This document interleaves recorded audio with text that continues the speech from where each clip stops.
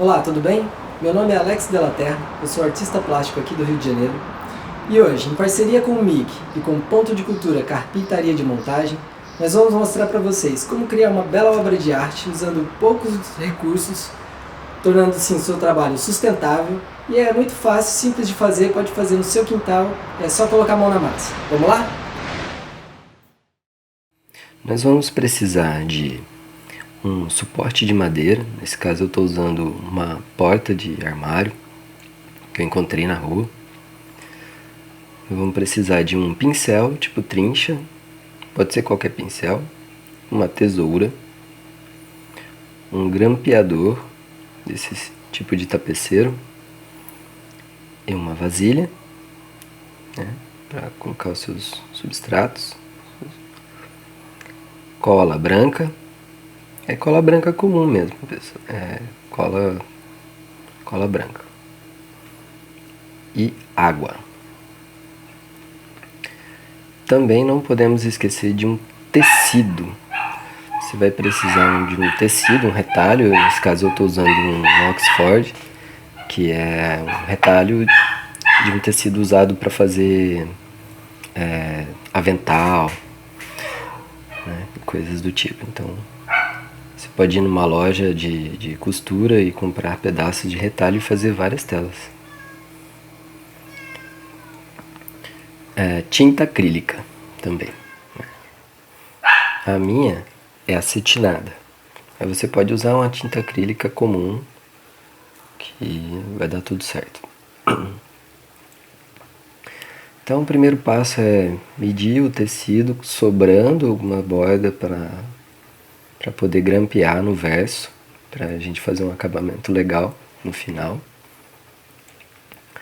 Então aí você mede ali, dobra, grampeia, dá uma esticadinha ali, mede os espaços para ver se vai dar tudo certo, se não está muito torto. E aí é só você ir grampeando. Grampeia primeiro uma lateral e depois a segunda lateral em L. Porque se você esticar muito o outro lado pode dar errado. E aí você vai esticando, sempre mantém bem esticado. Dobra as pontas nos cantos.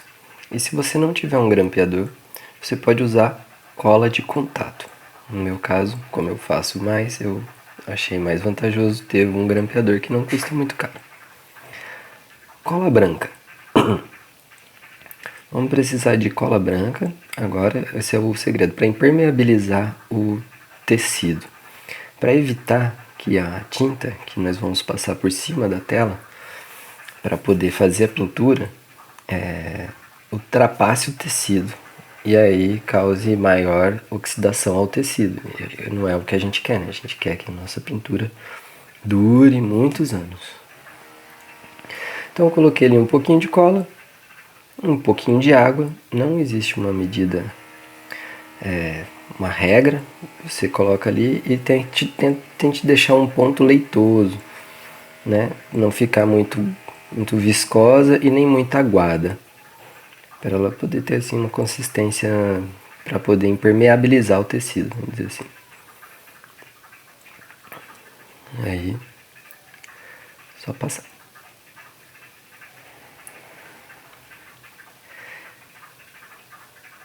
Eu passei uma demão, esperei secar, passei outra demão e esperei secar mais umas 4 horas antes de fazer esse fundo aqui que eu vou fazer para vocês. Que é o primer, né? Que a gente chama de primer. Então eu usei uma parte de tinta e igualmente a mesma parte de cola branca. Peguei a tinta acrílica, não deu para ver ali mais ou menos a hora que eu estava colocando a tinta, mas é mais ou menos o mesmo tanto que eu coloquei de cola. Então uma parte de tinta e outra parte igual a de cola, igual para tinta. Eu coloquei um pouquinho de água, só para ela não ficar muito densa e poder correr mais fácil na hora de pintar. E se ela ficar muito pura, assim, dependendo da textura da tinta que você está usando, a qualidade, ela vai ser muito grossa. E mais somado à cola, ela vai ficar muito viscosa e ela não desliza por cima da superfície. Então, vamos lá, esse é o primer. Você pode fazer quantas demãos você achar necessário. Eu fiz, no meu caso eu usei 2, porque eu estou fazendo um estudo e 2 foi suficiente para mim. Então você pinta uma vez numa direção, espera secar e pinta na outra direção. Você pode pintar também as bordas, se você quiser. Você pode pintar atrás também, porque você depois pode reutilizar o seu suporte, né? Você corta e reutiliza para fazer outra tela. Vamos usar tinta acrílica? Não, tinta acrílica tá muito caro, né, gente? Então, eu vou ensinar você a fazer a sua própria tinta acrílica para estudos. Ela não perde em termos de aspecto, né, de visual, para a tinta acrílica profissional. Ela é esteticamente muito bonita e você vai conseguir treinar, praticar e soltar sua criatividade com maior liberdade, sem medo, porque uma das maiores dificuldades para um artista que está iniciando é o medo, né, de gastar o material que custa caro e aí não conseguir executar ali um trabalho satisfatório, o esperado, né? A pessoa cria uma expectativa, mas ela está começando, então o medo pode atrapalhar muito.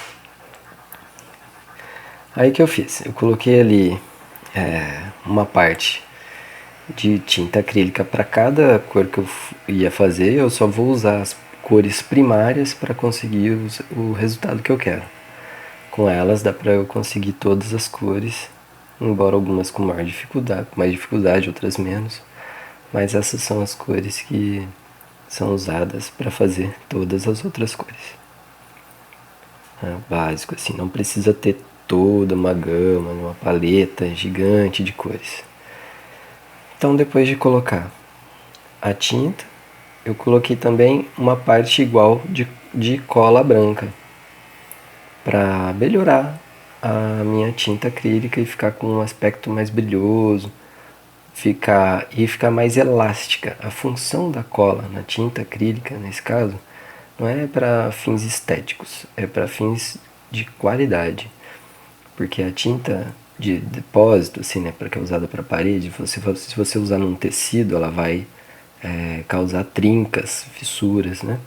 Ela pode craquelar, né? E aí fica parecendo aquela pintura de séculos e tem assim alguns anos. E nesse caso a cola vai ajudar a dar elasticidade para a sua tinta. Aí eu fiz ali. Não existe também uma quantia exata para o pigmento, você vai colocando o quanto você achar que precisa para alcançar o tom que você quer. Né? Se você colocou ali o vermelho, ficou meio rosa, você vai adicionando mais vermelho até chegar no tom que você quer.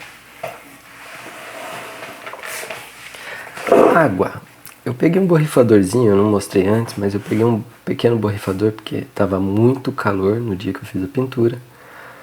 E então eu peguei um borrifador para borrifar a água durante o processo, porque com o sol ali seca muito rápido e aí acaba secando ali antes de eu fazer o que eu queria.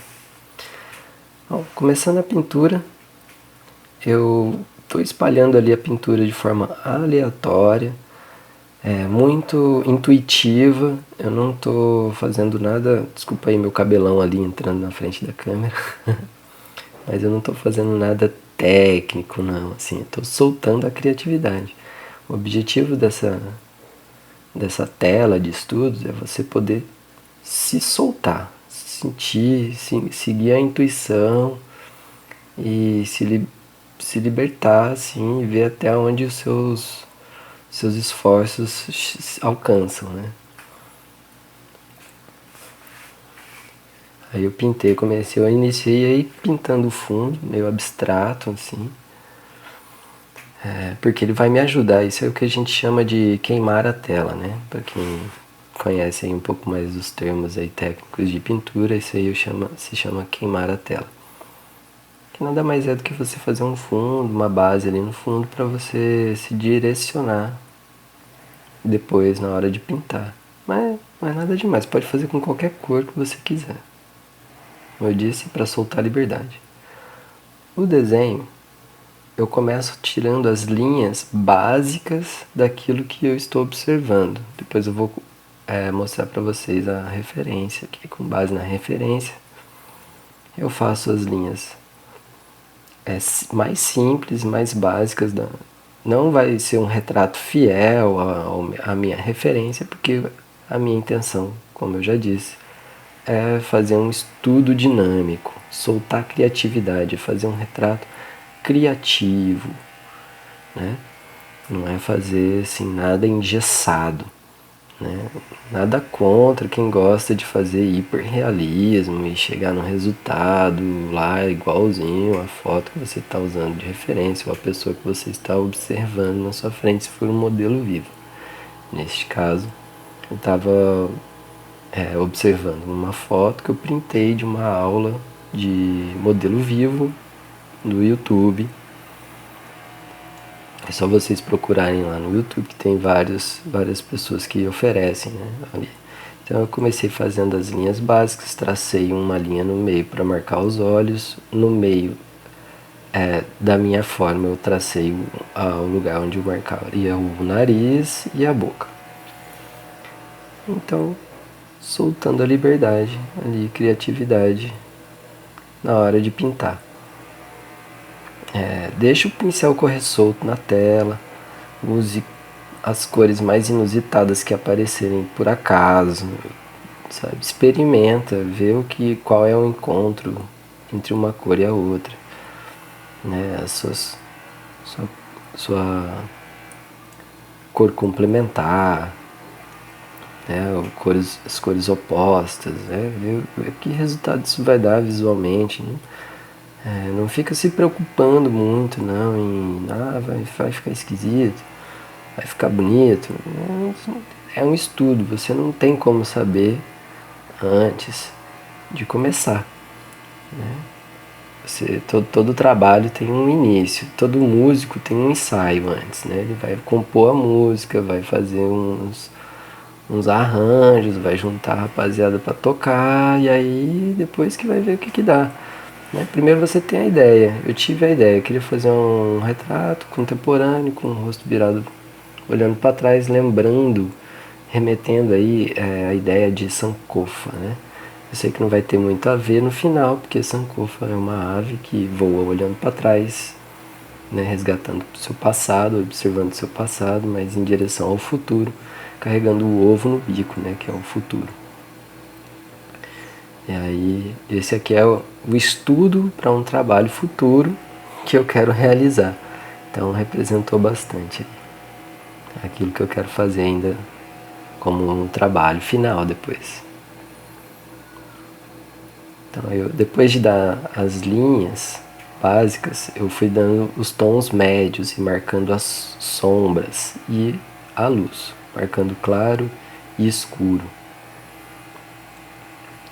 Depois que eu marquei ali, vocês viram que eu fiz a linha da sombra, ali, agora eu estou fazendo linhas de luz, como num desenho, mas direto já no pincel, não usei lápis, não usei carvão, vocês viram ali que eu já fui direto. É uma pintura dinâmica mesmo, para forçar o seu potencial. É claro que, mesmo que seja um estudo, você se esforça para chegar num resultado mais próximo daquilo que você imagina, né? No entanto, sem se preocupar muito se vai dar certo ou errado. E nesse caso, eu fiquei muito satisfeito, né? Vocês vão ver depois aí no resultado final. Quem ficar aí até o final vai perceber que eu fiz os pontos dos olhos. Os olhos são uma região que entra pouca luz, então eu marco primeiro tudo escuro, com uma cor escura, e depois é que eu entro com a parte clara, entendeu? Os iluminados ali. Vou ajeitando as sobrancelhas, bochechas, as linhas, né, que separam a imagem, a figura, do resto. Eu tropecei ali na câmera, deu uma balançada. Enfim, depois de tendo definido como seria o meu retrato, eu queria definir como seria o fundo. E eu percebi que a mistura não tinha pouco contraste entre o rosto que eu estava pintando e o fundo. É por isso que se chama estudo, porque na minha cabeça eu imaginava que o fundo teria que ser vermelho com azul. E aí no fim eu acabei dando ali, usando uma espátula para acrescentar ali um branco e aumentar os contrastes entre o meu rosto e o fundo. E eu gostei muito mais depois. Se você não tiver uma espátula, você pode usar um palito de sorvete, uma colher ou garfo, que já dá uns resultados bem interessantes, né? Já oferecem bons resultados de textura, de estética, né? Para fazer o cabelo ali eu usei a espátula, então eu achei que deu um efeito bem bacana, e eu não imaginava que eu iria usar a espátula para fazer o cabelo. Geralmente eu uso um pincel velho, meio destrinchado assim, né? Quanto mais velho possível, acho que os cabelos ficam mais expressivos para mim. Aí acabei usando a espátula, foi a primeira vez que eu usei a espátula no cabelo e deu muito certo, achei muito legal. Você também pode, e é para isso, né? Esse é o objetivo dessa tela, fazer testes, né? Ali depois eu percebi ali, vou colocar um dourado aqui, um amarelo para dar uma clareada. Então você vai aumentando os níveis de claro e escuro, né? Aumentando contrastes, reduzindo, né? É isso, gente. Essa pintura vai ficando por aqui e esse é o resultado que eu consegui com esse estudo. Vocês viram que foi rápido, dinâmico, muito fácil. Não precisei gastar praticamente nada para fazer. Usei cola, corante, tinta acrílica. E aí, esse trabalho muito incrível que você está vendo.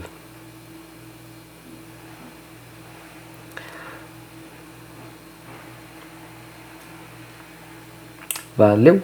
Galera, muito obrigado. Qualquer dúvida é só entrar em contato aí, deixa os comentários, fala aí com a gente se ficou maneiro, se precisa de mais alguma coisa. Faz sua crítica também, o que você achou, e é isso.